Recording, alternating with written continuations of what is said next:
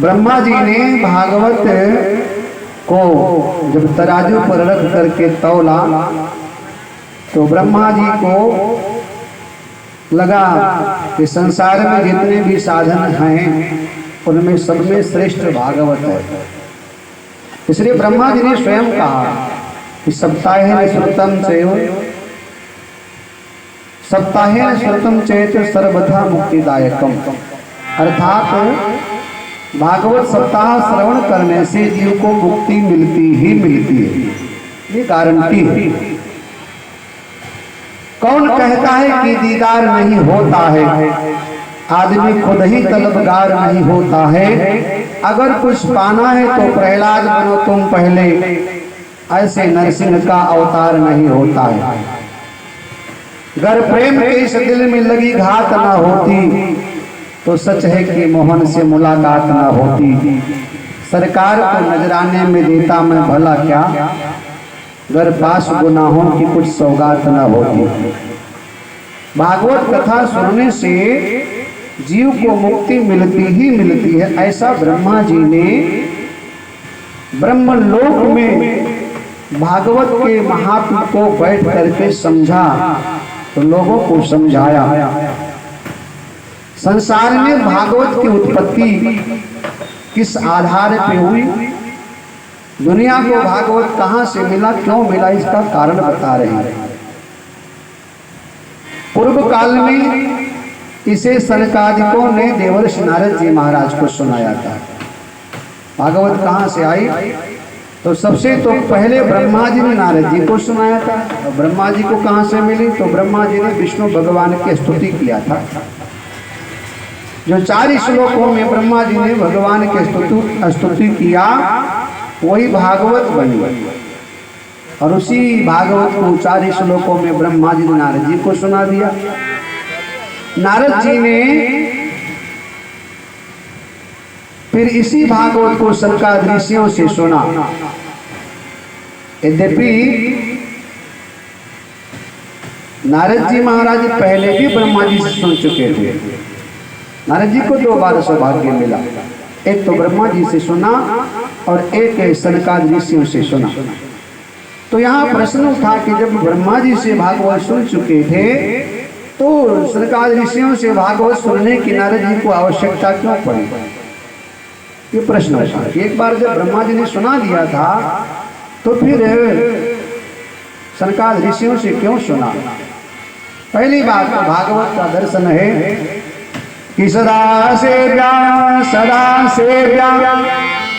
श्रीमद् भागवती कथा। एक बार नहीं अनेक बार सुनना चाहिए, अनेक बार नहीं बार बार सुनना चाहिए। भागवत कथा केवल एक बार नहीं, सदा सेव्या श्रीमद् भागवती कथा हमेशा सुनना चाहिए। जैसे भोजन हमेशा करते हैं ऐसे भजन हमेशा करते रहना चाहिए। जैसे भोजन नित्य करते हैं ऐसे भजन भी नित्य करना चाहिए। भोजन के बिना शरीर का निर्वाह नहीं हो सकता है, ऐसे भजन के बिना भी आत्मा का निर्वाह नहीं हो सकता। शरीर का खुराक भोजन है लेकिन आत्मा का खुराक भगवान का भजन है। हमेशा सुनना चाहिए, केवल एक बार नहीं। अच्छा, नारद जी महाराज को सनकादिक ऋषियों से भागवत सुनने की आवश्यकता क्यों पड़ी, इसका कारण बना। एक बार नारद जी महाराज विशालपुरी में विचरण कर रहे थे तो सनकादिक ऋषियों ने नारद जी महाराज को देखा तो नारद जी महाराज का मन बड़ा उदास था, चेहरा मुरझाया हुआ है। नारद बाबा बड़े परेशान से लग रहे हैं। संसार में हर व्यक्ति दुखी है, कोई तन दुखी, कोई मन दुखी, कोई धन बिन रहे उदास, और थोड़ा थोड़ा सब दुखी, सुखी तो केवल राम का दास। इस संसार में हर व्यक्ति दुखी है, कोई तन से, कोई मन से, कोई धन से, कोई समाज से, कोई परिवार से, कोई शरीर से, कोई स्वास्थ्य से, हर व्यक्ति दुखी है। कोई सांसारिक विषयों को लेकर दुखी है, कोई सांसारिक साधनों को लेकर दुखी है, कोई सांसारिक संबंधों को लेकर दुखी है, कोई स्वयं के लिए, कोई परिवार के लिए, कोई समाज के लिए, कोई राष्ट्र के लिए। हर व्यक्ति किसी न किसी कारण से दुखी है साहब। और नारद जी महाराज भी दुखी हैं। संसार को चिंता है संसारी की, और साधु को चिंता है संसार का कल्याण कैसे होगा। साधु को चिंता है कि संसार के लोग जो अंधेरे में गिर रहे हैं उनको कैसे निकाला जाए, उनको कैसे उबारा जाए, उनको कैसे मुक्त किया जाए। नारद जी महाराज का मन बड़ा उदास है, मन खिन्न है। नारद जी महाराज को सनकादिक ऋषियों ने देखा, कारण पूछा, बाबा तुम उदास क्यों हो? तुम तो अहर्निश विष्णु भगवान का भजन करते हो, तुम तो विष्णु के प्रिय हो, फिर भी तुम उदास हो। नारद जी महाराज कहते हैं, प्यारे व्यास जी, सर्वोत्तम लोक समझ करके मैं मृत्यु लोक में गया था। ये मृत्यु लोक ये सर्वोत्तम लोक है। यहाँ आने के बाद व्यक्ति को अपने कर्म को करने का अधिकार मिलता है। इसलिए कहा गया है ये कर्म प्रधान विश्व रचिराखा, जो जस करे सो तस फल चाखा। यहाँ जीव को कर्म करने की स्वतंत्रता है, यहाँ आप कर्म कर सकते हो। अच्छा कर्म करो, बुरा कर्म करो, तुम्हारा अपना व्यवहार है, विचार है, लेकिन कर्म करने की स्वतंत्रता आपको है। अच्छा कर्म करोगे अच्छा फल मिलेगा, बुरे कर्म का फल बुरा मिलेगा। नारद जी महाराज ने सनकादिक ऋषियों को प्रणाम किया, बोले गुरुदेव, मृत्यु लोक को मैं सर्वोत्तम लोक समझ करके गया था। वहां मैंने जाकर देखा कि पृथ्वी तमाम प्रकार के आताताइयों से परिपूर्ण हो चुकी है। कलयुग ने सारे पृथ्वी को पीड़ित कर रखा है। नारद जी महाराज कहते हैं, मैंने जब पृथ्वी लोक में जाकर के देखा तो धरती पर तमाम प्रकार के अत्याचार हमने देखा, तमाम प्रकार के पाप हमने देखा, तमाम प्रकार के हमने दोष और द्वेष देखा। परस्पर अब प्रेम नहीं रहा, न लाज रहा, न प्रेम रहा, न समर्पण रहा, न सेवा की भावना रही, न छोटे बड़े का अब कोई आदर करता है। लोग अपने अपने कर्मों से च्युत हो गए हैं। तमाम प्रकार के पृथ्वी लोक पर मैंने देखा कि लोग परेशान हैं। तीर्थों की महिमा भी घट गई, नदियों में जल तो है लेकिन उस जल में अब स्वाद नहीं रहा। वृक्षों में फल तो है लेकिन उन फलों में स्वाद नहीं रहा। पृथ्वी पर पुष्प तो हैं लेकिन उस पुष्पों में सुगंध नहीं रह गई। संबंध तो है लेकिन संबंध में माधुर्यता नहीं रहा, मिठास नहीं रहा। व्यक्ति तो हैं लेकिन व्यक्तित्व तो नहीं रह गया। इंसान तो हैं लेकिन इंसानियत नहीं रह गई। ये कलयुग का दोष है। आप लोग जो पानी पीते हैं ना, ये इस पानी में भी अब वो पहले वाली बात नहीं रह गई। जो आप अनाज खाते हैं ना, इनमें भी अब पहले वाली बात नहीं रह गई, वो स्वाद नहीं रहा। जो आप फल खाते हैं ना, इन फलों में भी अब पहले वाली बात अब नहीं रही है। आपने जो बचपन में फल खाया होगा याद करो, केला हो, आम हो, सेब हो, उसमें अलग ही कुछ आनंद था। वस्तु तो है लेकिन व्यक्तित्व तो नहीं रह गया। पहले कभी आपने घर में एक गमले में गेंदा का फूल लगाया होगा। आप जब वहां से गुजरते थे उसकी सुगंध आपको आकर्षित करती थी। अब जो फूल हैं उनमें फूल तो है लेकिन उसमें खुशबू नहीं। मतलब पृथ्वी पर कलयुग का प्रत्यक्ष प्रमाण दिख रहा है। व्यक्ति है व्यक्तित्व नहीं है, इंसान है इंसानियत नहीं है, मनुष्य है लेकिन मनुष्यता नहीं है, मानव है लेकिन मानवता नहीं है, व्यक्ति है व्यक्तित्व नहीं है, संबंध है लेकिन संबंध में अब मिठास नहीं रहा, संबंध में स्वार्थ हो गया। बेटे बाप के संबंध में स्वार्थ है, पति पत्नी के संबंध में स्वार्थ है, पड़ोसी के संबंध में स्वार्थ है। ये कलयुग के दोष को नारद जी ने अपने आंखों से देखा। तीर्थों की महिमा कम हो गई। कलयुग में ना कोई माता को, ना कोई पिता को, ना कोई साधु को, ना कोई ब्राह्मण का, ना कोई वेद को, ना कोई पुराण को, ना कोई गौ को। लोग तमाम प्रकार के दोषों से पीड़ित हो गए। जब मैं यमुना के तट पर गया तो नारद बाबा कहते मैंने वहां देखा एक युवती जो अत्यंत पीड़ित है, उसका मन उदास है, बैठी हुई है। उसके गोद में दो पुरुष अचेत पड़े हुए हैं, मूर्छित पड़े हुए हैं, अव्यवस्थित पड़े हुए हैं। नारद बाबा कहते मैं उधर से निकल रहा था, उस युवती ने मुझे देखा और मेरी भी दृष्टि उसके ऊपर पड़ी। मैं तो जा रहा था लेकिन युवती ने आवाज लगाई, भो भो साधु क्षणं तिष्ठ मन चिंतामपि नाशय। उस युवती ने कहा ओ हो साधु क्षणं तिष्ठा, ए बाबा एक क्षण के लिए ठहरो जरा, रुको तो सही। नारद बाबा कहते हैं उसके शब्द में करुण था, आर्त होकर उसने मुझे पुकारा, वो साधु क्षणं तिष्ठा, अरे महात्मा एक क्षण के लिए जरा ठहर जाओ। क्यों? बोले मम चिंता मत विनाश है, मेरे चिंता का विनाश करो, मैं चिंतित हूं,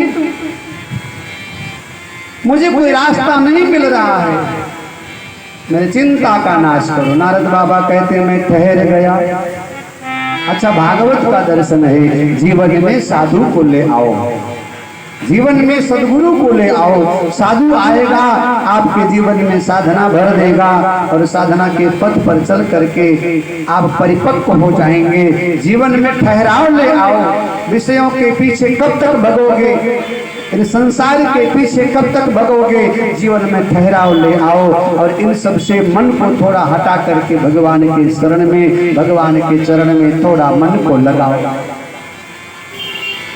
रोज थोड़ा थोड़ा हरि का भजन करने, रोज थोड़ा थोड़ा हरि का भजन करने, रोज थोड़ा थोड़ा हरि का भजन करने, रोज थोड़ा थोड़ा हरि का भजन करने।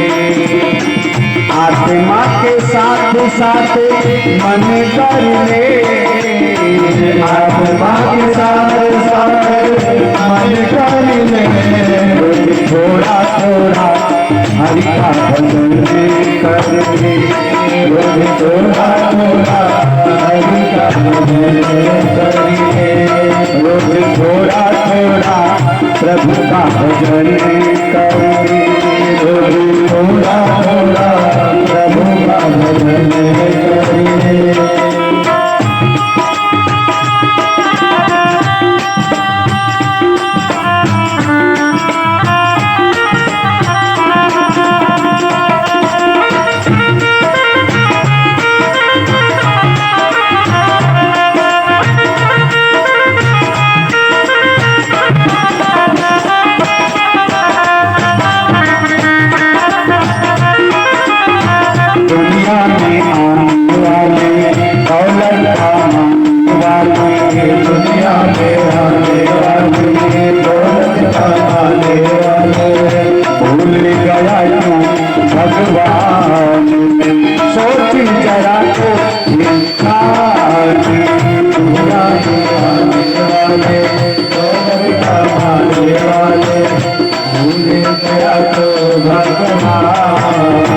सोच जरा तो इंसान, दुनिया में आने वाले दौलत कमाने वाले, दुनिया में आने वाले दौलत कमाने वाले, भूल गया तू भगवान, सोच जरा तो इंसान, भूल गया तू भगवान, सोच जरा तो इंसान।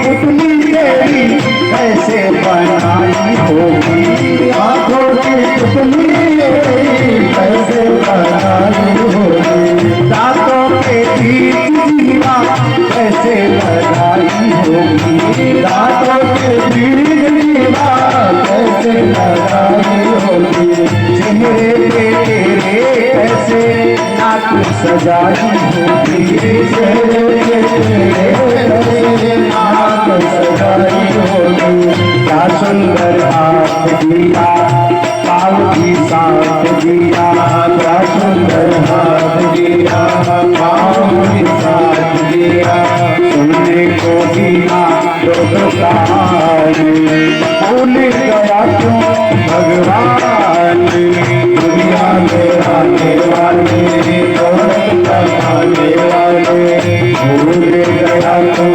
भगवान, सोच जरा तो इंसान, सोच जरा तो इंसान।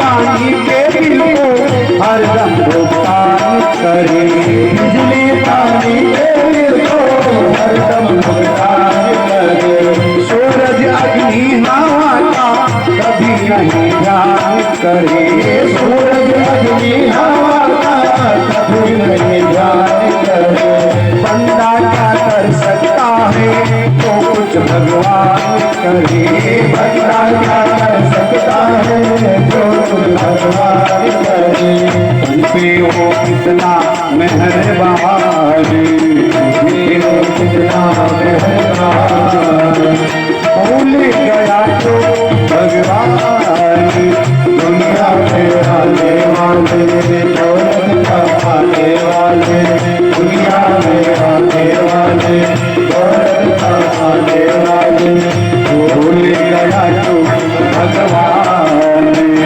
सोच जरा तो इंसान, भूल गया तो भगवान, सोच जरा तो इंसान।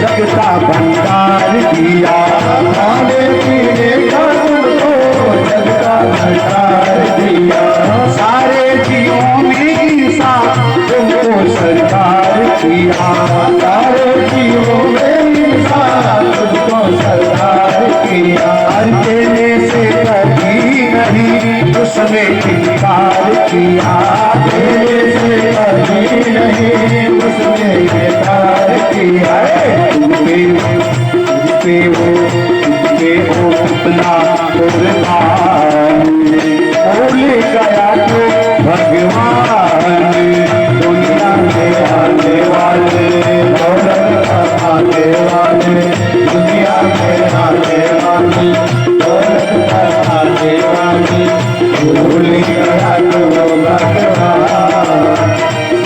गया तो भूल गया तू भगवान, सोच गया तो इंसान, भूल गया तो भगवान, सोच गया तो इंसान, भूल गया तू भगवान, सोच गया तू। जय जय श्री राधे, जय जय राधे, जय जय श्री राधे श्याम। बोले आज के आनंद की जय हो। नारद बाबा को उस युवती ने आवाज लगाई, ए साधु जरा ठहर जाओ, भागवत का दर्शन है, जीवन में ठहराव लाना जरूरी है। ये संसार के जो तमाम सारे काम है, इसमें कभी किसी को फुर्सत नहीं मिली, कभी नहीं। दुनिया के जो मजे हैं हरगिजो कम ना होंगे, चर्चे यहीं रहेंगे, लेकिन अफसोस है कि हम ना होंगे। जीवन में ठहराव लाना पड़ेगा, और किसी सदगुरु के शरण में आप जाओगे तो अपने आप आपके जीवन में जो आप व्यवस्था है, व्यवस्था में बदल जाएगी। नारद जी महाराज ठहर गए, पूछ लिया तुम कौन हो? उसने अपना परिचय दिया, महाराज मेरा नाम भक्ति है। नारद बाबा को बड़ा आश्चर्य हुआ कि भक्ति भी व्यतीत है, भक्ति भी मन, भक्ति भी उदास है, भक्ति भी निराश है। नारद बाबा ने कहा तुम कौन हो? तो उसने कहा मैं भक्ति हूँ। अच्छा, दुनिया में कई प्रकार के दुख हैं साहब, राजा दुखिया, प्रजा दुखिया, जोगी का दुख दूना, और कहें कबीर सुनो भाई साधु कोई भवन न सोना। कोई अपने लिए दुखी है तो कोई बेटे के लिए दुखी है, कोई बहू के लिए दुखी है, कोई पड़ोसी, तमाम प्रकार के दुख हैं साहब। भक्ति भी दुखी है, और भक्ति के दुखी होने का कारण उसके बेटे दोनों अव्यवस्थित हैं, अस्वस्थ हैं, मूर्छित है। भक्ति ने अपना परिचय दिया, महाराज मेरा नाम भक्ति है, द्रविड़ देश में उत्पन्न हुई, महाराष्ट्र में मैं पली और बढ़ी, गुजरात में, महाराष्ट्र में बड़ी हुई, गुजरात में बूढ़ी हो गई, और कलयुग के प्रभाव से पाखंडियों ने मुझे खंड खंड कर दिया। यहाँ मैं वृंदावन में जब आई, यमुना के तट पर, तब भक्ति कहती हैं मैं तो युवा हो गई, परंतु मेरे दोनों बेटे ये हैं जो मेरी गोदी में पड़े, नाम है ज्ञान और वैराग्य। ये दोनों वृद्ध हो गए, ये बूढ़े हो गए, ये बुढ़ा गए। नारद जी महाराज को बड़ा आश्चर्य हुआ, ये कैसा युग है, ये कैसा समय है।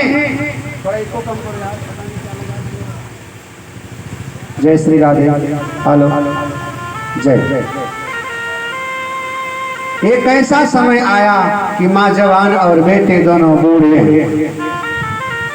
नारद जी को भी बड़ा आश्चर्य हुआ। कुछ देर विचार करने के बाद नारद जी महाराज ने कहा, देवी ये सब कलयुग का प्रभाव है,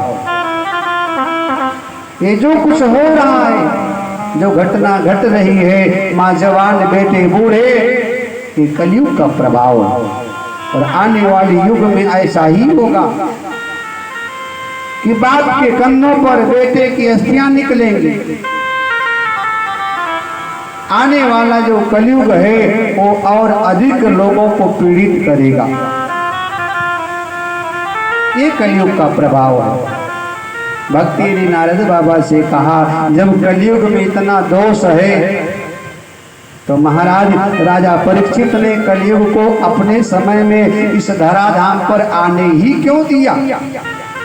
परीक्षित ने कलयुग को दंड क्यों नहीं दिया, मारा क्यों नहीं, उसको विस्तृत होने दिया, उसको आने का मौका क्यों दिया? नारद जी महाराज कहते हैं, हे भक्ति महारानी, इस संसार में हर व्यक्ति के अंदर कोई गुण और कोई दोष है। गुण और दोष से ही सृष्टि की रचना हुई। हर व्यक्ति के अंदर कुछ गुण भी है तो कुछ दोष भी है, कुछ दोष भी है तो कुछ गुण भी है। ऐसा संसार में कोई नहीं है जिसके जीवन में दोष ना हो। हर व्यक्ति के जीवन में गुण है तो दोष भी है, और दोष है तो गुण भी है। हर आंसू में कोई गीत छुपा होता है, हर दुश्मन में कोई मीत छुपा होता है। मत कोसो उस अंधेरे को तुम, क्योंकि उसमें भी तो सूरज सा कोई दीप छुपा होता है। संसार के तमाम सारे जीव में गुण और दोष दोनों पाए जाते हैं।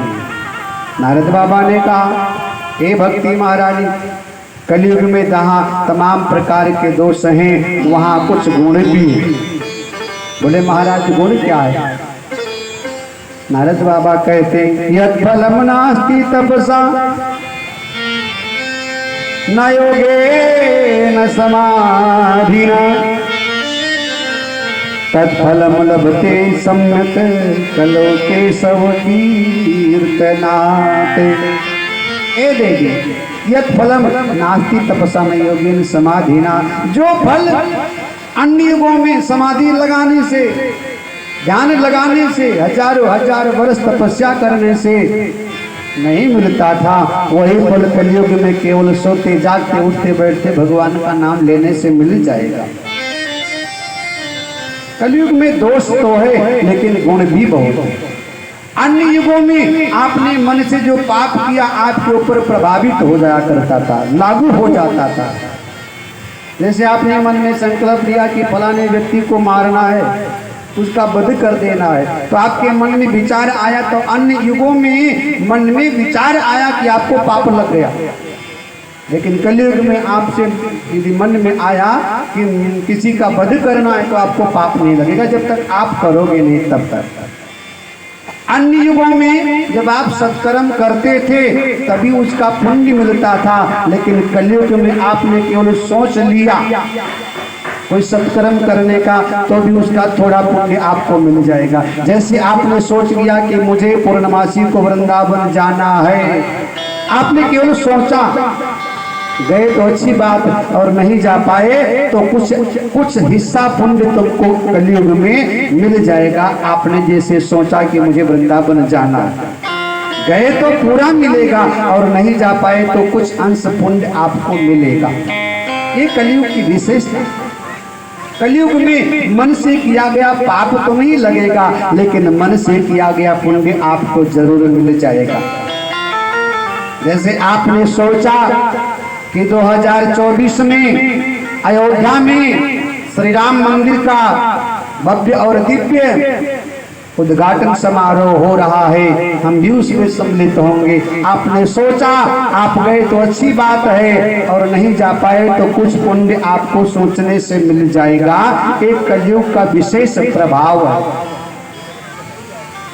कलिमा एक पुनीत प्रतापा कि मानस पुण्य हो नहीं पापा। कलयुग में जैसे आपने सोचा कि हम सुबह भागवत भगवान के चरणों में हाजिरी लगाएंगे, अब आप सोचते रह गए, आ नहीं पाए। आते तो आपको 100% पुण्य मिलता, आते तो आपको 100% पुण्य मिलता, लेकिन नहीं आए तो भी उसका एक आध अंश आपको मिलेगा। एक कलयुग का प्रभाव है। अन्य युगों में जो ध्यान लगाने से, समाधि लगाने से, कठिन व्रत करने से, तप करने से पुण्य मिलता था, वो पुण्य कलयुग में आपको केवल और केवल जय जय राधा रमण हरि बोल, जय जय राधा रमण हरि बोल, जय जय राधा रमण हरि बोल, जय जय राधा रमण हरि बोल, जय जय राधा रमण हरि बोल, जय जय राधा रमण हरि बोल, जय जय राधा रमण हरि बोल, जय जय राधा रमण हरि बोल, हरि बोल हरि बोल हरि बोल, जय जय राधा रमण हरि बोल, जय जय राधा रमण हरि बोल, जय जय राधा रमण हरि बोल, हरि बोल हरि बोल हरि बोल, हरि बोल हरि बोल हरि बोल, हरि बोल हरि बोल हरि बोल, हरि बोल हरि बोल हरि बोल, हरि बोल।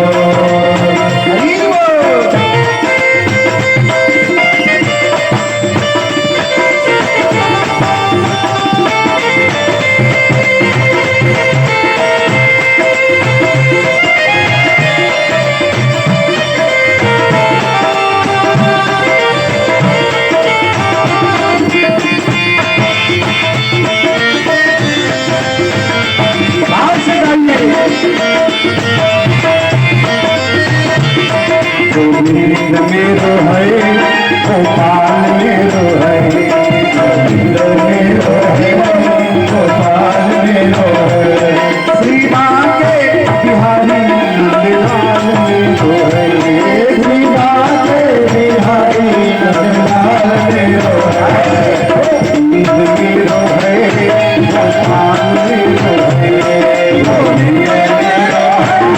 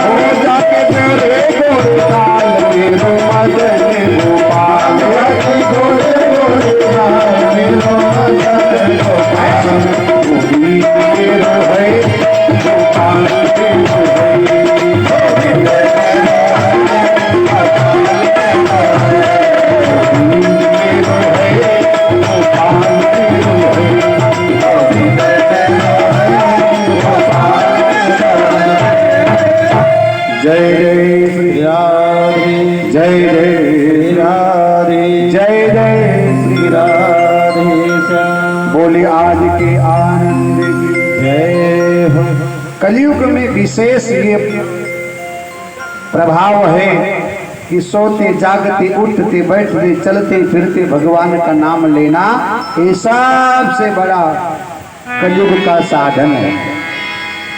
जैसे हर मौसम का वस्त्र अनिवार्य है। ठंडी में मोटे कपड़े पहना जाता है, बहुत सारे कपड़े पहना जाता है, लेकिन गर्मी में कम कपड़ा और हल्के कपड़े। ठंडी में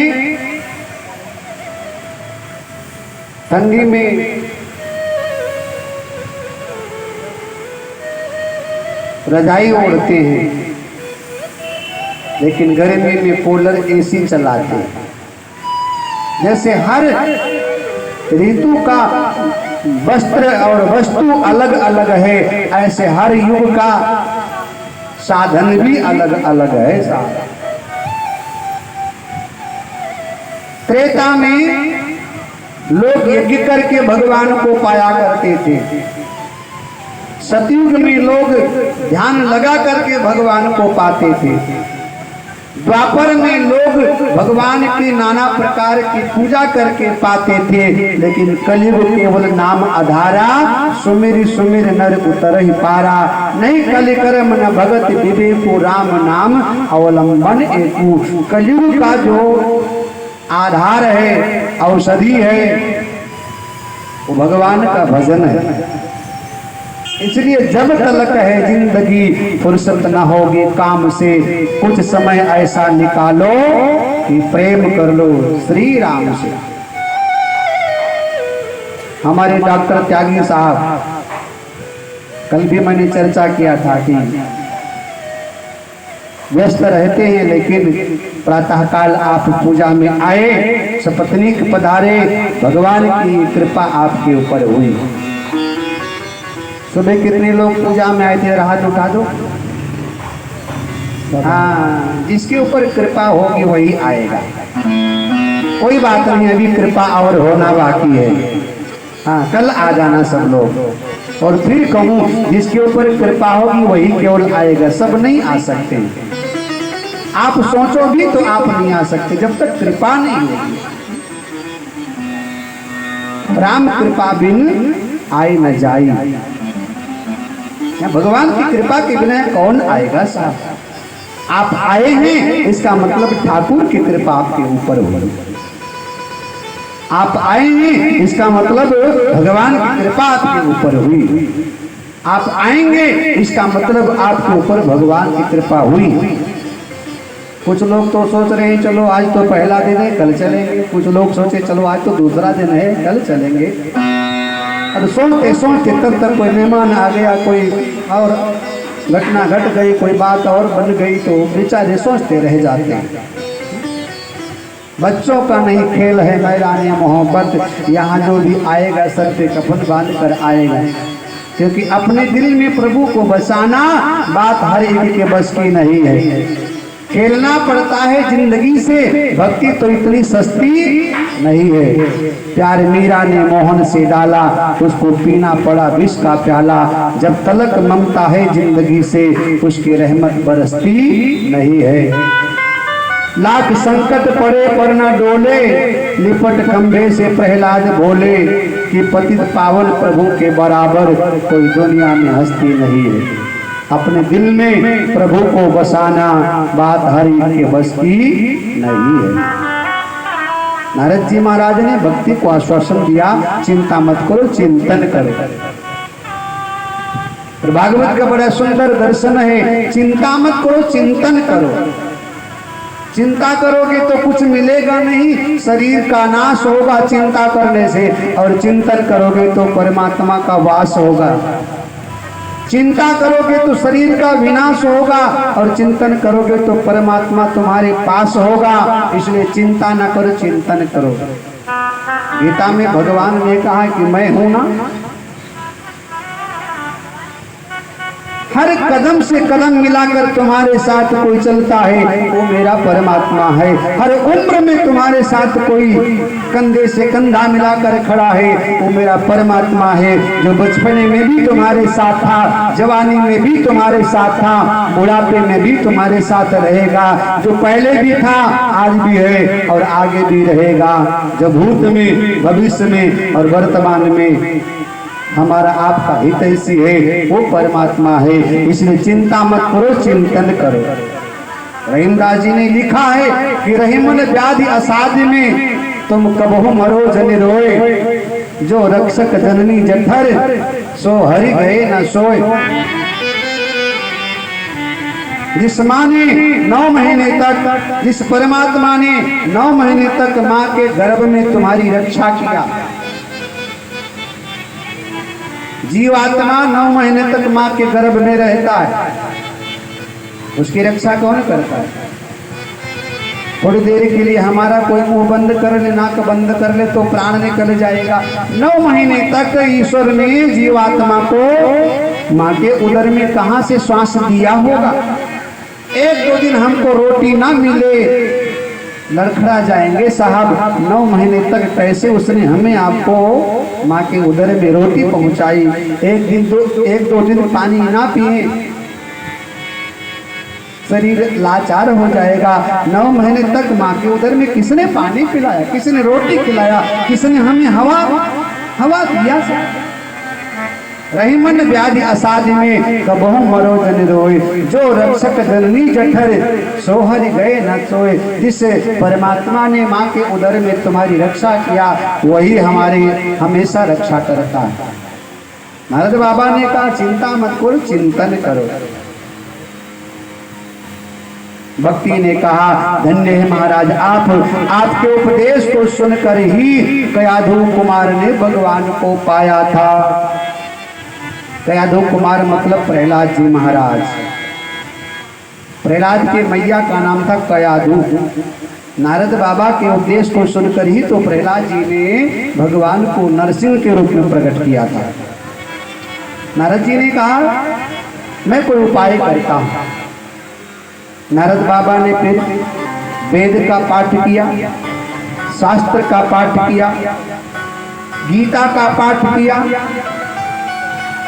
कोई चमत्कार नहीं हुआ।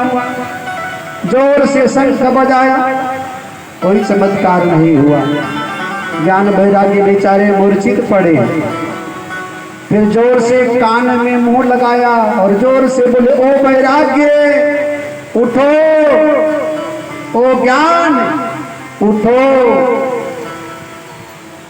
लेकिन बेचारे मूर्छित पड़े। हाँ, पूरा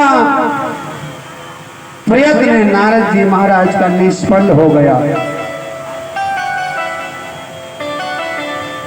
जितने तर्कस में तीर थे नारद जी ने सब चला दिया, लेकिन कामयाबी नहीं मिली। नारद बाबा को बड़ी चिंता हुई कि जब ज्ञान और वैराग्य गीता से, वेद से, पुराण से, शास्त्र से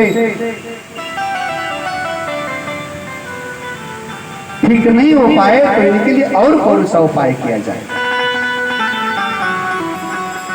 नारद जी महाराज भी भगवान का चिंतन करने लगे। तब आकाशवाणी हुई। आकाशवाणी ने कहा प्यारे नारद जी इनके लिए तुम कोई और सत्कर्म करो, और सत्कर्म करो। नारद जी ने विचार किया इससे बड़ा कोई सत्कर्म हो ही नहीं सकता। वेद का पाठ किया, गीता का पाठ किया, शास्त्र का पाठ सुनाया, अब इससे बड़ा कौन सा सत्कर्म हो सकता है। जैसे कोई व्यक्ति बीमार होता है ना तो डॉक्टर के पास जाता है। अब डॉक्टर आला लगा करके चेक करता है और फिर कहता भैया इनको फलाने जगह लेकर के जाओ, है ना। मतलब वो देखता है कि अपने बस की बात नहीं है, बीमारी गंभीर है, इसलिए वो रेफर कर दिया करता है कि दूसरे जगह लेकर के जाओ, फलानी जगह लेकर के जाओ। आकाशवाणी ने कहा इनके लिए और कोई उपाय करो, दूसरा सत्कर्म करो, इससे इनको लाभ मिलने वाला नहीं है। फिर नारद जी महाराज वहां से भक्ति को आश्वासन दे करके चल पड़ते हैं।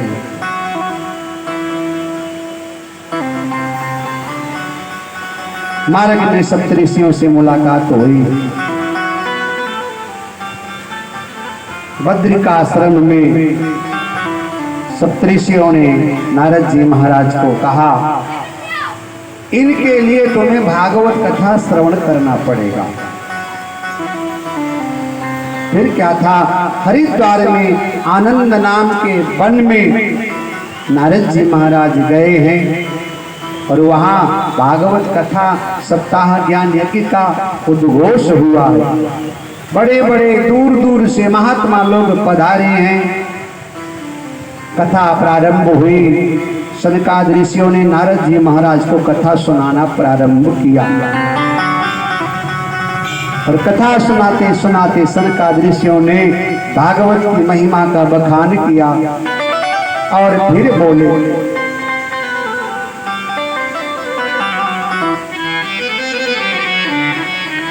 कि सदा सेव्या श्रीमद् भागवती कथा यस्याः श्रवण मात्रेण हरिचिंतन समाश्रयेत्। शास्त्रकारों ने भागवत कथा सुनाया और ग्रंथ का परिचय दिया। इसमें क्या है? बोले इस ग्रंथ में 18,000 श्लोक है, 12 स्कंद हैं, सुखदेव जी महाराज और राजा परीक्षित का संवाद है। जो कोई भागवत कथा सुनता है उसको 4 प्रकार के पदार्थ मिलते हैं, धर्म, अर्थ, काम और मोक्ष। भागवत की महिमा पूर्व में जब भगवान श्री कृष्ण लीला को विश्राम देकर स्वधाम को जाने लगे तो उद्धव जी महाराज ने पूछ दिया, हे कृष्ण, आपके न रहने पर संसार के लोग कैसे जीवित रहेंगे, क्या करेंगे लोग? भगवान ने कहा था, प्यारे उद्धव, जब मेरी आवश्यकता समझना तो कहना संसार के लोगों को कि मैं कहीं जा नहीं रहा हूं, बल्कि भागवत में मैं स्थिर हो रहा हूं। इसलिए जो मुझे प्राप्त करना चाहेंगे उनको भागवत कथा सुनाना, भागवत के माध्यम से मैं मिलूंगा। भगवान ने अपनी संपूर्ण शक्तियों को श्री भागवत में समाहित कर दिया और उस धाम को चले गए। भागवत कथा हो रही है, उसी समय एक आश्चर्य सबने देखा। भक्ति अपने दोनों पुत्रों के साथ ज्ञान और वैराग्य के साथ सचेत हो गई और उधर से सबने देखा माँ और बेटे तीनों आ रहे हैं और कुछ गा रहे हैं, श्री कृष्ण गोविंद हरे मुरारी, हे नाथ नारायण वासुदेवा, श्री कृष्ण गोविंद हरे मुरारी, हे नाथ नारायण वासुदेवा, श्री कृष्ण गोविंद हरे मुरारी, हे नाथ नारायण वासुदेवा, श्री कृष्ण गोविंद हरे मुरारी, हे नाथ नारायण वासुदेवा, हे नाथ नारायण वासुदेवा, हे नाथ नारायण वासुदेवा, हे नाथ नारायण वासुदेवा, हे नाथ नारायण वासुदेवा। बोलो श्री कृष्ण गोविंद हरे मुरारी, हे नाथ नारायण वासुदेवा, श्री कृष्ण गोविंद हरे मुरारी, हे नाथ नारायण वासुदेवा।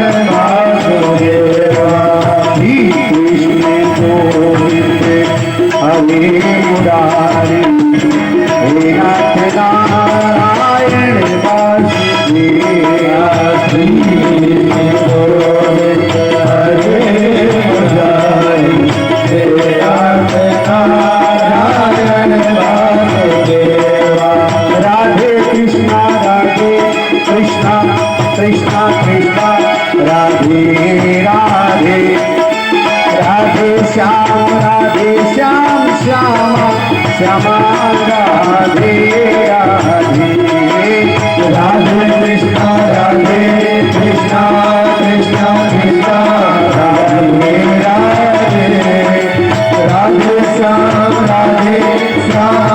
श्याम श्यामा राधे राधे, राधे कृष्णा कृष्णा कृष्णा कृष्णा राधे राधे, राधे श्याम श्यामा श्यामा राधे राधे, राधे कृष्णा कृष्णा कृष्णा कृष्णा राधे राधे, राधे श्याम श्यामा श्याम श्यामा राधे राधे।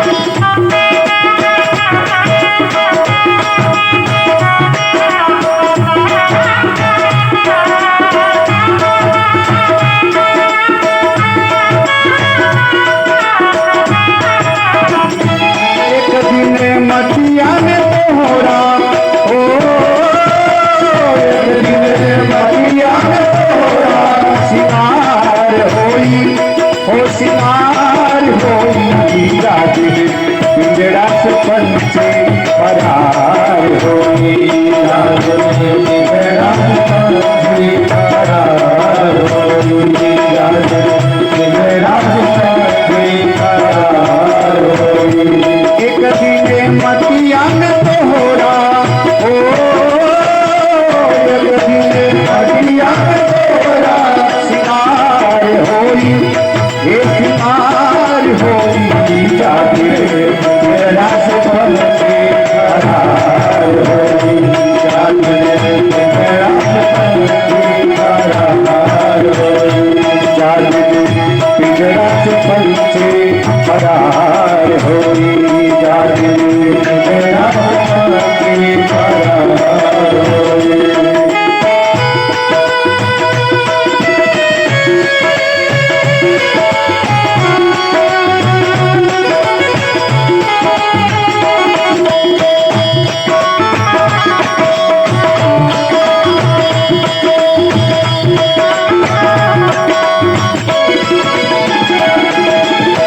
नाती नातेदार के काम नहीं है, नाती नातेदार के काम नहीं है, नाती नातेदार के काम नहीं है, नाती नातेदार के काम नहीं है, घर के लगवा सब तारे रही है, घर के लगवा सब दुई गज कपड़ा हो, केवल दुई गज कपड़ा वहार होई, हो वहार होई, जागे तेरा से पंछी फरार होई, जागे तेरा से पंछी फरार होई। एक दिन मटिया में तोहरा ओ, मटिया में तोहरा सितार होई, हो सितार होई, जाके पिंजरा से पंछी फरार होई, जाके पिंजरा से पंछी फरार होई, जाके पिंजरा से पंछी फरार होई, जाके पिंजरा से पंछी फरार होई।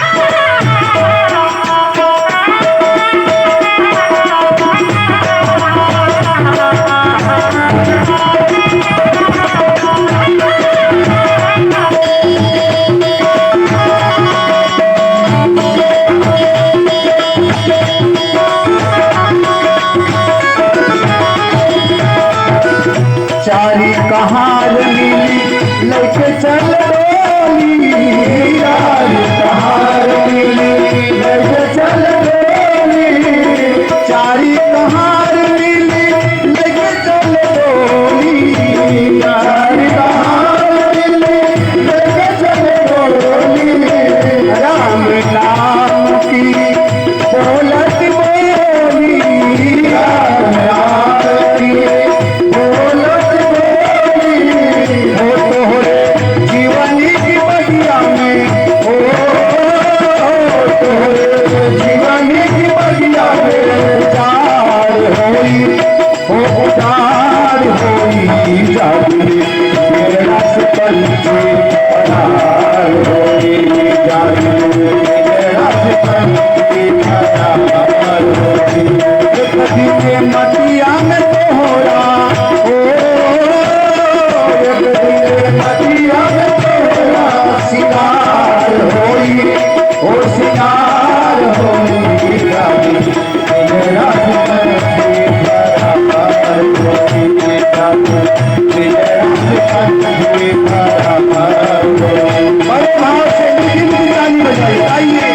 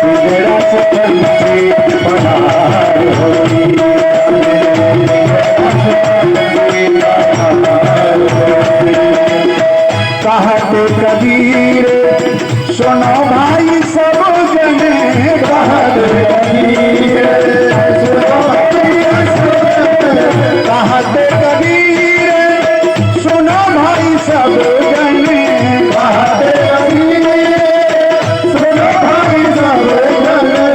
राम नाम कर कईले सुमीरन, राम नाम कर कईले सुमीरन, ओ तोहरे जीवन में फिर से, ओ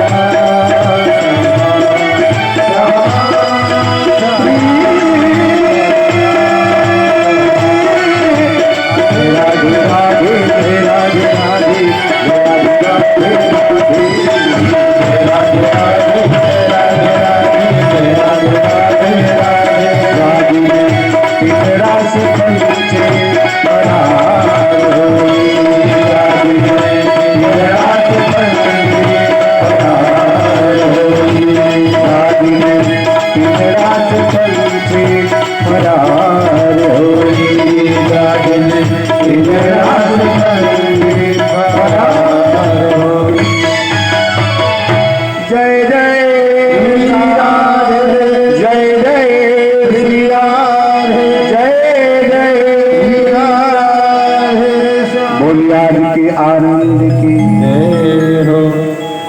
ये गीत सबके समझ में आए कि नहीं आया? आया तो ऐसे करो और नहीं आया तो ऐसे करो। अच्छा, जिसके समझ में आए वो हाथ उठाए जरा। हमारी तो समझ में आया क्योंकि हमने गाया है। चलो, अधिकतर लोगों की समझ में आया। एक दिन मटिया में तोहरा सिंगार होई, जादिन पिंजरा से पंछी फरार हुई। और नाती और नातेदार क्यों काम नहीं आई हैं, और घर के लोगवा सब ठाढ़े रह गई हैं दरवाजे पर, और केवल 2 गज कपड़ा वहार हुई। कहत कबीर सुनो भाई साधो, कहत कबीर सुनो भाई सब जन, कि भैया राम नाम के कैलो सुमिरन। तोहरे जीवन की बगिया में फिर से बाहर हुई। तो भक्ति, भागवत सुन करके भक्ति सुदृढ़ हो गई। ये भागवत का दर्शन है, ये भागवत का लाभ है। अस्वस्थ थी भक्ति। अच्छा, भक्ति भी बीमार हो जाती है डॉक्टर साहब, भक्ति भी अस्वस्थ हो जाती है, भक्ति भी मृत प्राय हो जाती है, भक्ति भी मूर्छित हो जाती है, भक्ति भी, हमारी आपकी भक्ति भी तो साहब मृत प्राय है। भक्ति हमारी आपकी तो मुरझाई हुई है। अब कभी कभी ऐसे भागवत का जब कथा होता है आपके आसपास, तो आपकी भक्ति जाग जाती है, थोड़ा जवान हो जाती, बाकी तो फिर भक्ति तो बेचारी भी मुरझाई पड़ी है। और भक्ति जब मुरझा जाएगी ना, तब आपका ज्ञान भी अचेत हो जाएगा और वैराग्य भी अचेत हो जाएगा। इसलिए इस भक्ति को मुरझाने मत दो। आपकी भक्ति जवान बनी रहेगी तो आपका ज्ञान भी मजबूत रहेगा, आपका वैराग्य भी मजबूत रहेगा। और भक्ति जवान है, ज्ञान वैराग्य सुदृढ़ है, आपको भगवान का दर्शन होगा। आपकी भक्ति मरी हुई है, आपकी भक्ति मुरझाई हुई है, तो आपका ज्ञान और वैराग्य दोनों अचेत है, और तब आप ईश्वर से कोसों दूर चले जाओगे। इसलिए भक्ति को मजबूत करो, भक्ति को मुरझाने मत दो। और भक्ति आपकी हरी भरी तब रहेगी जब कोई साधु, कोई संत आपको भगवत कथा सुनाएगा। नारद ऐसा साधु, कथा सुनने के बाद भक्ति देवी सुदृढ़ हो गई, परिपक्व हो गई, मजबूत हो गई। असर वो क्या निगाहों का कि जिस पे मर मिटे आशिक, निगाहों का असर वो है कि जो मरते को जिलाता हो। भगवान की भक्ति का चमत्कार है साहब कि ज्ञान वैराग्य दोनों होश में आ गए। श्री कृष्ण गोविंद हरे मुरारे, हे नाथ नारायण वासुदेवा। इस मंत्र का पठन करती हुई, इस मंत्र का जप करती हुई, इस मंत्र का चिंतन करती हुई ज्ञान वैराग्य और भक्ति वहां पर पधारे। और सबने देखा कि भक्ति आ रही है, ज्ञान वैराग्य साथ में है, तो भगवान का सुंदर गीत गाया जा रहा है। धीरे धीरे धीरे धीरे जहाँ कथा हो रही थी वहाँ भक्ति देवी का प्रागट्य हो गया। बोले भक्ति महारानी की, ज्ञान महाराज की, वैराग्य महाराज की, आज के आनंद की, बाल कृष्ण भगवान की, संत समाज की। अब भैया भीड़ बहुत रही, हाँ बहुत भीड़ थी। भक्ति ने कहा कहाँ बैठूं? अब भीड़ ज्यादा बढ़ने लग जाए ना तो लोग व्यवस्थापक से कहते हैं कि भैया इतना अपनी व्यवस्था क्यों नहीं बनाए कि हम कम से कम बैठ तो सके। कथा में भीड़ ज्यादा होती तो व्यवस्थापक के ऊपर उंगली उठती है, आयोजक के ऊपर उंगली उठती है। हाँ, भीड़ ज्यादा है, कहाँ बैठे? भक्ति ने प्रश्न किया, हम कहाँ बैठे? क्योंकि जगह नहीं बैठने के लिए है। तब सनकादिक ऋषियों ने कहा आप चिंता मत करो, और तुम्हें तो जगह मैं दे नहीं पाऊंगा। लेकिन सनकादिक ऋषियों ने कहा यहाँ जितने लोग बैठे हैं, यहाँ जितने लोग बैठे हैं उनके हृदय में तुम जाकर के स्थान बना लो, बैठ जाओ। आहा, और भक्ति देवी ज्ञान और वैराग्य के सहित वहां भागवत में जितने लोग बैठ के साहब सब हृदय में जाकर के स्थान बना लिया करते बैठ गए। सरकार ऋषियों ने कहा सुनो आज तो बैठ गई हो लेकिन एक बात और ध्यान रखना।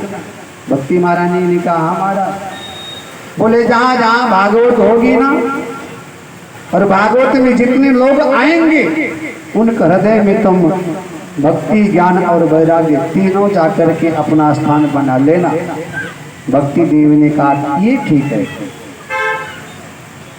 बोले महाराज जब आरती ब्लॉक में भागवत होगी तो सनकादिक ऋषियों ने को वहां भी जाकर सब हृदय में बैठ जाना। आप लोगों में भक्ति बैठी कि नहीं बैठी? बैठी है ना? हाँ बैठी है।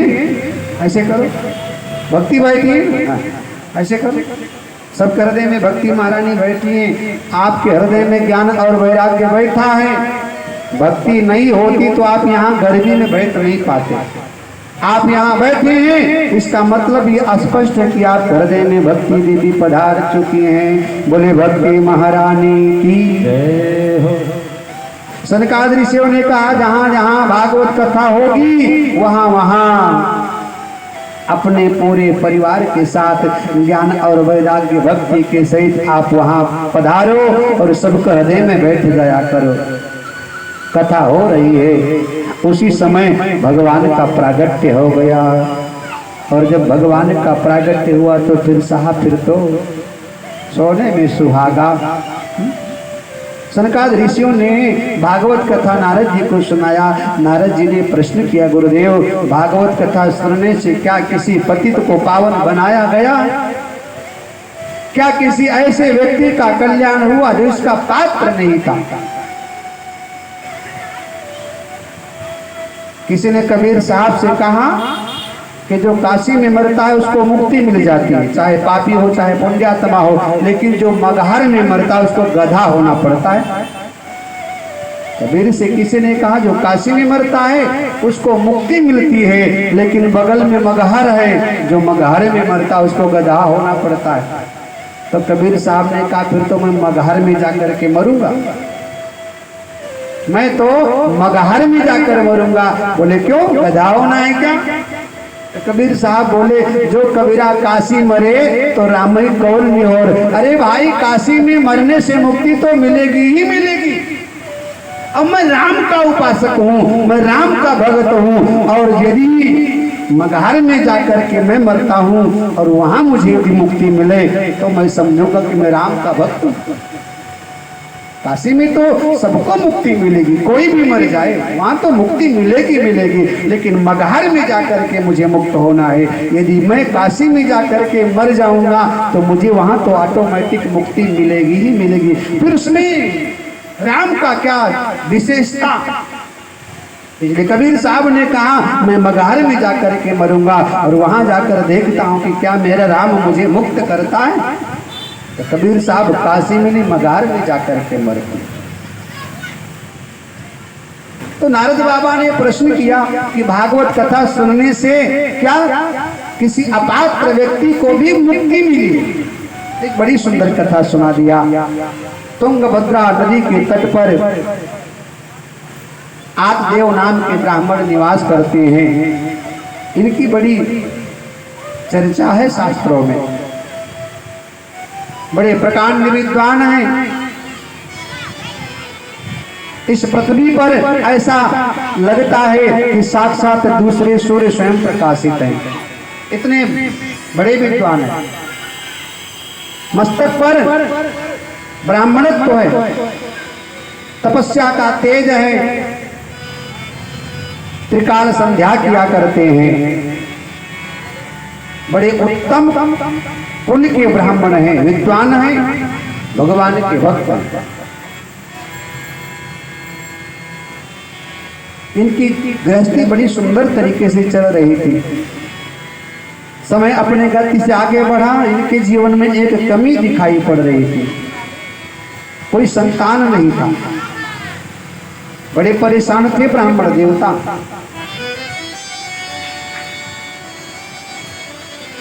और भागवत का दर्शन है संसार में हर व्यक्ति अपूर्ण है, अधूरा है। पूर्ण है तो केवल परमात्मा है, बाकी हर व्यक्ति अधूरा अपूर्ण है।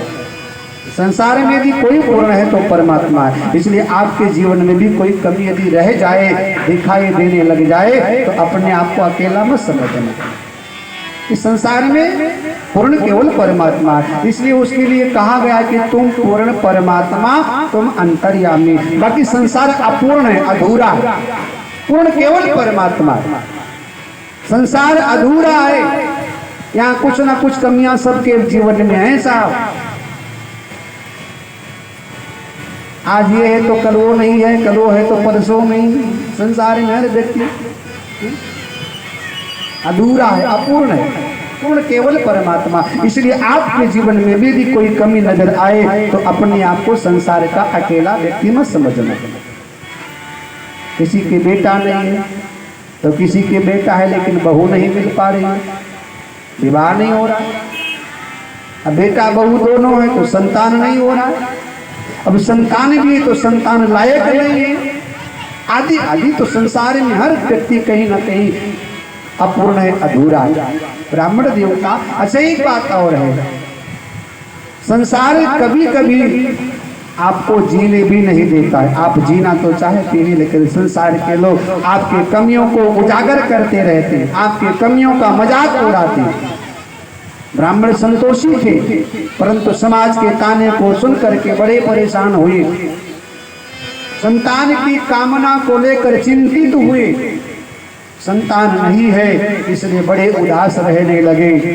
एक दिन मन में विचार आया कि अब संसार में जी कर क्या करना है, क्योंकि कोई संतान ही नहीं है।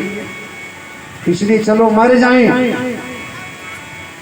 घर से चले थे कि चलो मर जाएं, लेकिन मार्ग में पहुंच करके सोचा कि मरकर फिर किधर जाए।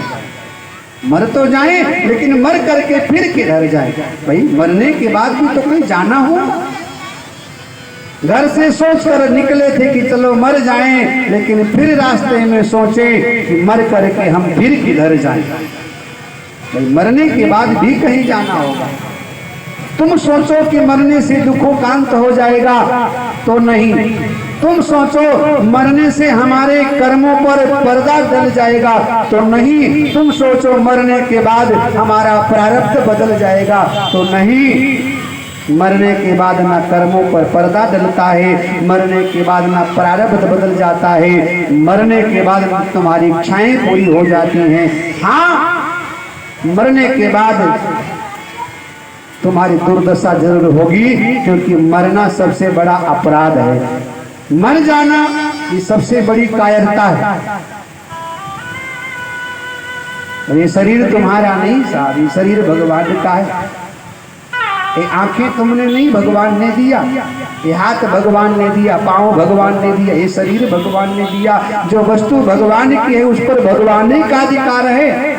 और जब चाहे तब मारे, तुम्हें इसको मारने का कोई अधिकार नहीं। जो तुम्हारा है उसको नष्ट कर सकते हो। तुम्हारा खेत है, उसकी फसल तुम काटो, जला दो, कोई बोलेगा नहीं। लेकिन पड़ोसी के खेत की फसल को नुकसान पहुंचाओगे तो पड़ोसी तुम्हारे ऊपर रिपोर्ट लिखाएगा। तुम्हारा घर है, तोड़ो फोड़ो, कोई कुछ नहीं बोलेगा, भैया तुम्हारा है जो मर्जी करो। लेकिन पड़ोसी का घर तोड़ो फोड़ो के रिपोर्ट लिखाएगा। ये शरीर तुम्हारा नहीं है, ये शरीर परमात्मा का है। इसलिए इसके साथ छेड़खानी मत करना। वो जब चाहेगा अब। अच्छा एक बात और है, मरने की कोशिश मत करना, जीने की कोशिश करो। अरे मरना तो चाह भाई, मरने के लिए ना तो वरदान मांगो, ना दुआ करो, ना प्रार्थना। अरे मरना तो अपने ऑटोमेटिक मरना है, मरना तो है ही। अब उसके लिए प्रयत्न क्या करना साहब, जीने के लिए प्रयत्न करो, मरने के लिए मरना तो है ही। जो वस्तु सहज मिल रही है उसके लिए प्रयास क्या किया जाए, प्रयत्न किया जाए। जो सहज ना मिल रहा उसके लिए प्रयास किया जाए। मौत तो साहब फ्री में मिलेगी, उसके लिए प्रयास नहीं करना है। मौत तो ईश्वर की तरफ से सबसे बड़ा उपहार है। उसके लिए तो मैं ना जप करना है, ना तप करना है, ना पूजा, ना पाठ, कुछ नहीं है, वो तो अपने आप आ जाएगी साथ। इसलिए मरने की कोशिश मत करना, जीने की कोशिश करो। ब्राह्मण देवता मरने की बात कर बैठे, चलो मर जाएं। संसार के तमाम सारे झंझटों से उब करके भी तुम्हें मरने की बात नहीं करना। जिंदगी एक एक एक पहेली है, इसको बूझो। जिंदगी एक किताब है, इसको पढ़ो। जिंदगी एक संघर्ष है, इससे लड़ना पड़ेगा। जिंदगी एक चुनौती है, इसको स्वीकार करना पड़ेगा। जिंदगी एक अवसर है, इसका लाभ उठाना पड़ेगा।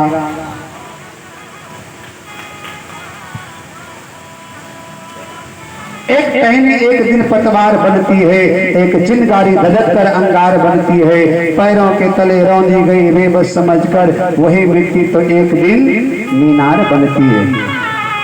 खुद को देखकर आधार बदलना सीखो, वक्त को देखकर व्यवहार बदलना सीखो। जिंदगी ज्वार है, हटकी तो डूब जाओगे, इसलिए धार को देखकर पतवार बदलना सीखो।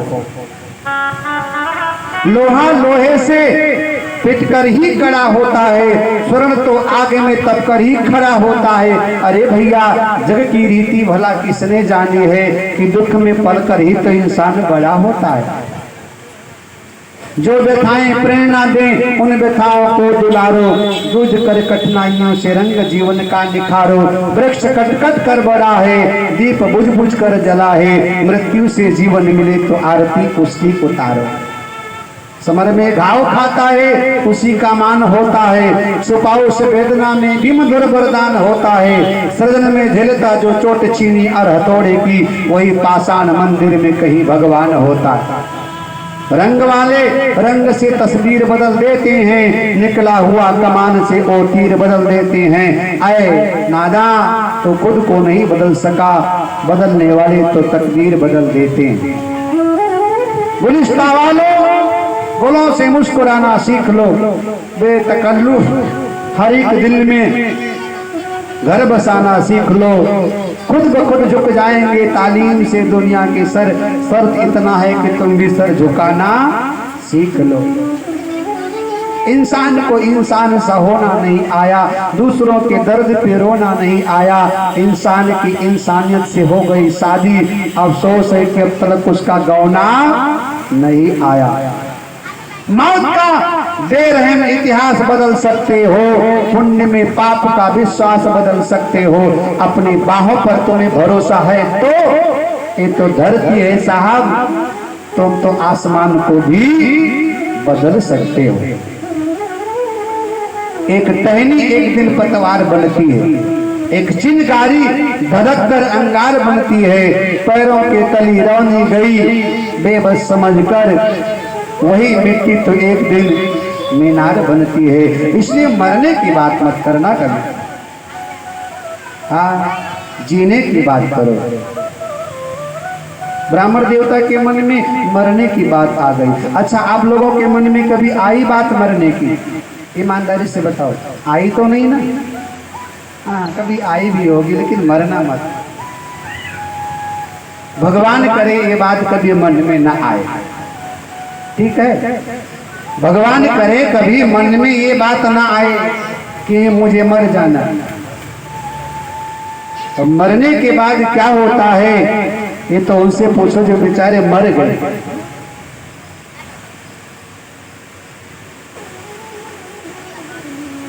अभी कभी मरने की बात आ भी जाए ना, तो ऐसे मत मर जाना। फिर कैसे मरना? तब सोचना कि 2024 में राम मंदिर का उद्घाटन भी है, पहले उसको देख लूं, हाँ फिर सोचेंगे, ठीक है? हाँ, मरने की कभी बात आए तो टाल देना कि अभी नहीं मरना है, अभी कम से कम कई भागवत सुनना है, अभी नहीं। हाँ, कम से कम 10-12 तो कम से कम सुनो, इसके बाद फिर सोचेंगे, ऐसा संकल्प लो। मरने के बाद आए तो बात टाल दो कि एक बार कम से कम हरिद्वार तो नहा करके आए, फिर देखा जाएगा, सोचेंगे। आत्मदेव जी महाराज के मन में मरने की बात आई। एक जलाशय पर गए। मौत इतनी सस्ती भी नहीं है, मौत इतनी सरल भी नहीं है। मौत बड़ी कठोर है, मौत बड़ी भयानक है, मौत बड़ी भयावह है, मौत बड़ी दर्दनाक है। मरने के लिए भी साहब बड़ा कलेजा चाहिए। गए बैठे हैं, डर लगता है मृत्यु से, लगता है ना, मौत से डर सबको लगता है। भगवान की प्रेरणा से एक साधु बाबा आ गए, सन्यासी बाबा आ गए। बोलो सन्यासी बाबा की, साधु सीताराम, बोलो साधु सीताराम, बोलो बागेश्वर बाबा की, बोलो सन्यासी बाबा की। आप लोगों ने बागेश्वर बाबा का नाम सुना है? जरा हाथ उठाओ, कितने लोगों ने सुना? हाँ, सब लोग जानते हैं साहब। बागेश्वर बाबा को कौन नहीं जानता है, जिनका तीनों लोगों में डंका बज रहा है। हाँ, आइए चलते हमारे मिश्रा जी के साथ, एक छोटा सा बढ़िया सा भजन हो जाए, इसके बाद में कथा में प्रवेश करेंगे।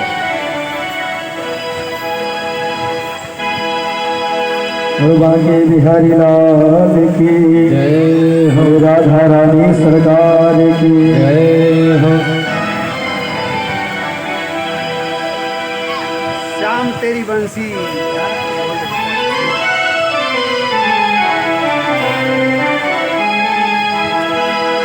श्याम तेरी बंसी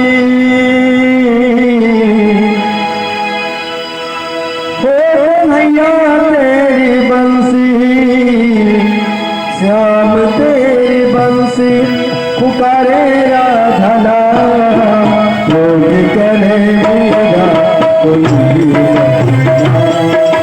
लोग करे मेरा कोई बना। श्याम तेरी बंसी पुकारे राधा नाम, श्याम तेरी बंसी पुकारे राधा नाम, लोग करे मेरा कोई बना, लोग करे मेरा कोई बना। सामने की बंसी हो, सामने की बंसी को बदले से कहा, सामने की बंसी को बदले से कहा। राधा श्याम को राधा श्याम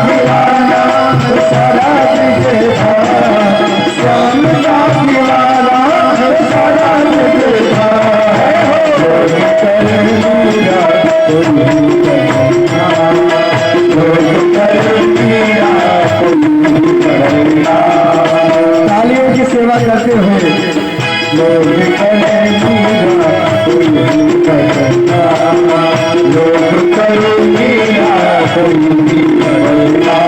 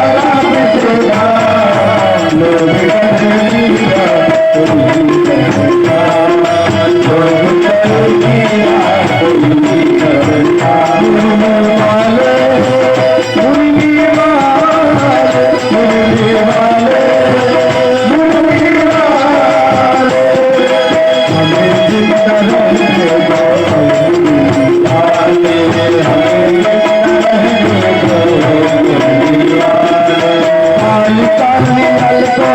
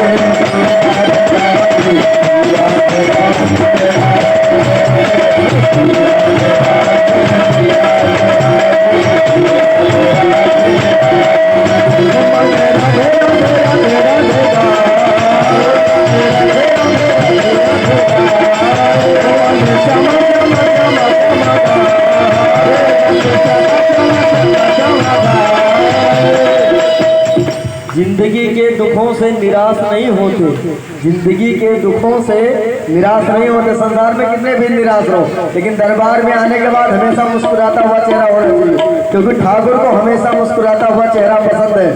जिंदगी के दुखों से निराश नहीं होते और मोहन गार्डन के भक्त कभी उदास नहीं होते।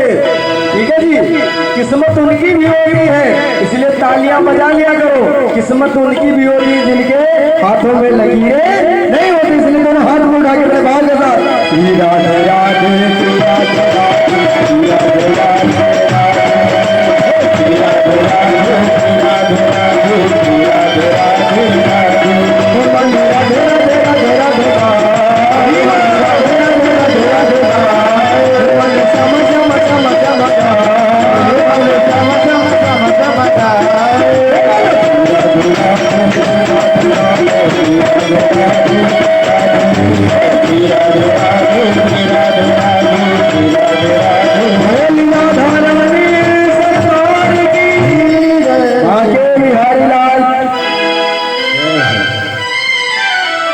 जय जय श्री राधे, जय जय श्री राधे, जय जय श्री राधे। वृंदावन धाम की जय, आज के आनंद की जय, भक्त और भगवान की जय हो। जो ना बोले उनकी भी जय हो, जो बोले उनकी भी जय हो, जो देर से आए उनकी भी जय हो, जो पहले आए हैं उनकी भी जय हो, जो बीच में चले गए उनकी भी जय हो, जो अभी आने वाले हैं उनकी भी जय हो, हमारी भी जय हो, आपकी भी जय हो, हम सबके बाप की भी जय हो। थोड़ा थोड़ा आगे आ जाओ, हल्का हल्का, दो खाली इंच बस। हाँ बस बस बस बस, आनंद है। थोड़ा पीछे वाले भी थोड़ा आगे आ जाओ। हाँ बहुत बढ़िया। जय जय श्री राधा रमण, जय जय नवल किशोर, जय योगी चित चोर प्रभु, जय जय माखन चोर।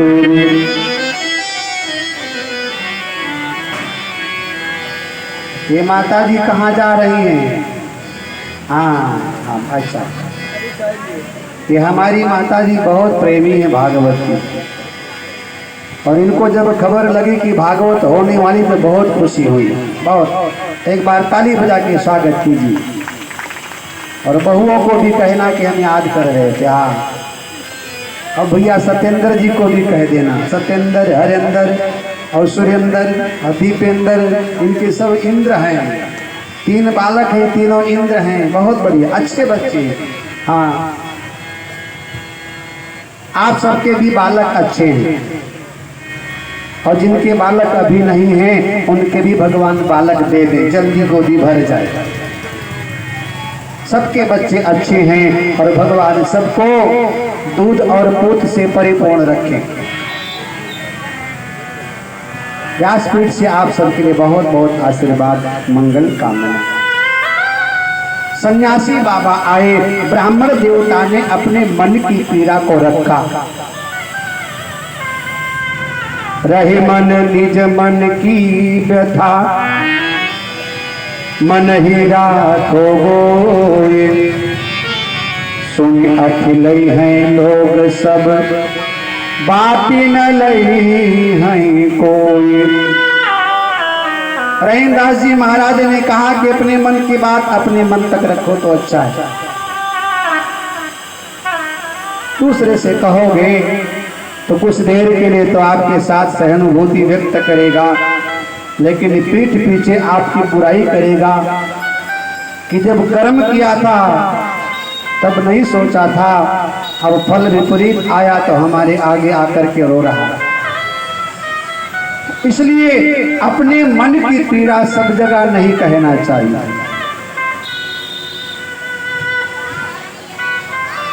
कहो उसी से जो सुन ले खुशी से, और फिर कहे ना किसी से। 2 जगह कह दो, एक संत से और एक भगवंत से।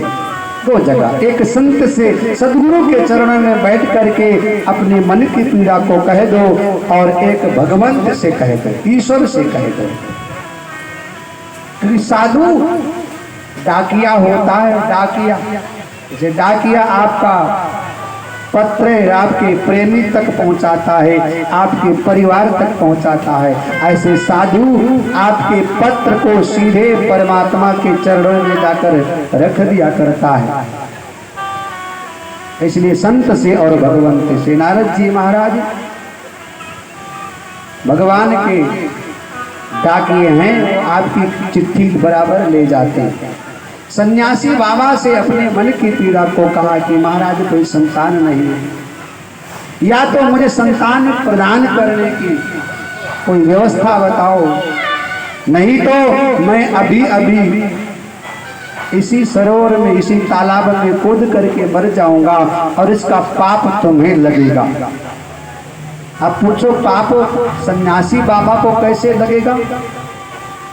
मर तुम जाओगे डूब कर कूद करके, तो सन्यासी बाबा को पाप कैसे लगेगा? लेकिन शास्त्रों का दर्शन है कि पाप करने वाले को तो पाप लगता ही लगता है, लेकिन पाप होते देखने वाले को भी पाप लगता है। पाप करना तो पाप है ही, पाप होते देखना भी पाप है, और पाप करने के लिए किसी को उकसाना भी पाप है। पाप करने के लिए किसी को उकसाना भी पाप है, पाप करना भी पाप है, और पाप होते हुए देखना भी पाप है। इसलिए ना पाप करो, ना पाप किसी को करने के लिए उकसाओ, और ना पाप होते देखो। सन्यासी बाबा ने विचार किया, ये मर जाएगा तो इसका दोष मुझे लगेगा। देखिए, पुण्य करना भी पुण्य है, पुण्य करने के लिए प्रेरित करना भी पुण्य है, और पुण्य होते देखना भी पुण्य। जैसे आप कथा सुनने आए ना, सो तो आपको पुण्य मिलेगा, लेकिन एक साथ में और लेकर के आओगे ना तो भी आपको पुण्य मिलेगा। ठीक है? और आप कथा सुन नहीं रहे हैं, लेकिन यदि आप यहाँ से निकल रहे हैं, पूजा हो रही है, आप बैठ नहीं पाए, लेकिन आपने देख लिया तो भी आपको पुण्य मिलेगा। थोड़ा मिलेगा, लेकिन मिलेगा जरूर। पाप को देखना भी पाप है, पाप करना पाप है, पाप करने के लिए उकसाना पाप है। इसलिए ना पाप करो, ना पाप करते हुए देखो, और ना पाप करने के लिए किसी को उकसाओ। सन्यासी बाबा ने समझाया, संतान नहीं है तो इसके लिए ईश्वर ने आपको इस लायक नहीं समझा होगा, इसलिए नहीं दिया। ब्राह्मण देवता कहते हैं, महाराज हमारे घर में गाय है, उसके भी कोई बछड़ा नहीं है, कोई बछिया नहीं है। महाराज हमारे जितने पशु हैं वो सब बांझ हैं। महाराज वृक्ष हमारे हैं, उनमें फल नहीं है, और जहां हम हाथ डालते हैं वो जल भी दूषित हो जाया करता है। संतान नहीं है सो नहीं है, लेकिन जो हम वृक्ष लगाते हैं वो भी सूख जाया करते हैं। हम क्या करें महाराज? इससे अच्छा है कि हम मृत्यु का वर्ण कर ले। सन्यासी महात्मा ने समझाया, संतान से आपको सुख मिलेगा ऐसा कोई जरूरी नहीं है, संतान से कभी कभी दुख भी मिलता है। बहुत कम लोग भाग्यशाली हैं जिनको संतान से सुख मिलता है। अभी 4-5 दिन पहले एक मीडिया में एक वो लाइन घूम रही है कि प्रोफेसर की मृत्यु हो गई तो उनकी पत्नी, उनकी बेटे बहू ने और विदेश से वीडियो कॉल के माध्यम से अपने पिता को, अपने पति को श्रद्धांजलि दिया। प्रोफेसर थे वो, और अपने बेटे को बहुत पढ़ाया लिखा है, बेटा विदेश में जाकर सेटल हो गया, और बाप दिल्ली में मर गया, और विदेश में बेटा सेटल हो गया, और मीडिया के माध्यम से वहां से अपने पिता को श्रद्धांजलि प्रदान कर रहा है। बेटे से सुख ही मिले कोई जरूरी नहीं, कभी कभी बेटा भी दुख का कारण बनता है।